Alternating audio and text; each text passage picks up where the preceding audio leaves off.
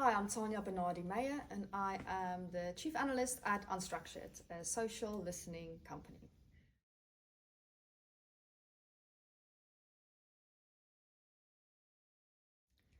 So when we looked at previous research that we did, where we proved that digital employee experience drives good employee experience that has an impact on your customer experience and ultimately your profits, we realized that all of this doesn't happen by itself. There's some catalyst that triggers this to start, and that's where we uncovered the concept of enlightened leader, and they are the ones who drive it forward.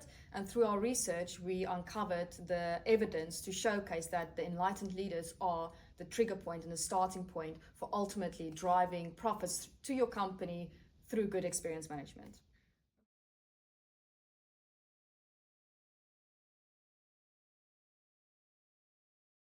So the enlightened executive, what they do is they embody experience, and whether that is how employees feel, building trust, uh, creating new metrics, and really just not asking for permission but challenging the status quo. And that's often what is needed in order to build an experience management framework within an organization. So they are the people who's passionate about experience and who's putting in, not asking for permission, but is going out and actually talking about it and doing the work behind the scenes, even without the titles in most cases.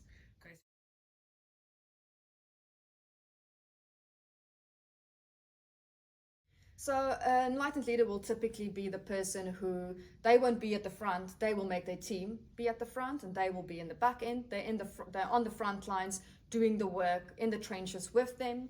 They let their teams lead, they trust their teams to lead, so they don't feel like they always have to be involved. They talk about experience all the time, not just at quarterly meetings or at all hands. Every conversation they have, they talk about, well, they ask the questions and they'll keep pushing this forward until it's adopted. And it's all about teamwork and collaboration. Can't remember the other one. Okay.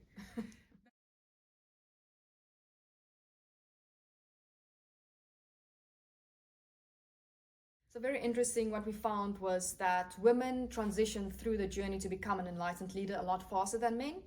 The reason for that is that women think about people more than process and talk about people more than process. And so for them, they're already thinking about the things that defines an enlightened leader. That is the things that drives experience forward in an organization.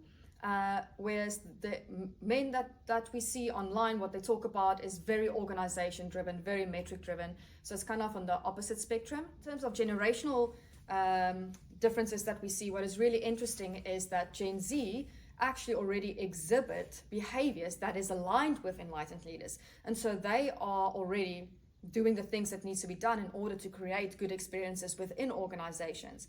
The only slight difference is the language that they use. They don't like corporate language. So in order to quickly enable Gen Z in your organization to help you with the experience management framework, you just have to slightly change the way that you speak about it.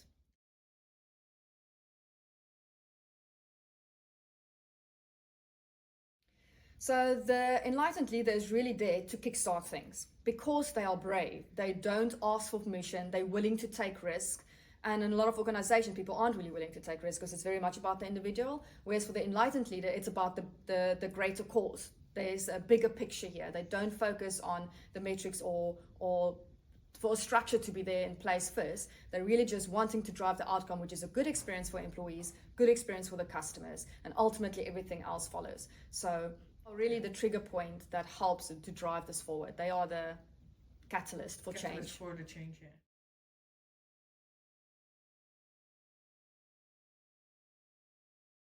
So for those who want to become enlightened leaders, the most important thing that you can do is talk about experience, create awareness. You have to be the person when someone sees you in the hallway, they already know what you're going to talk about. It has to become very evident and almost like a reflex. So experience has to be lived and breathed. Don't ask for permission. Don't wait for a change. Just go and do it. Don't ask for permission. Go and take the initiatives and show people what can be done. There's opportunities every day to create a good experience and to tell those stories. So just be brave, take the action, and don't ask permission or for a title. Yeah.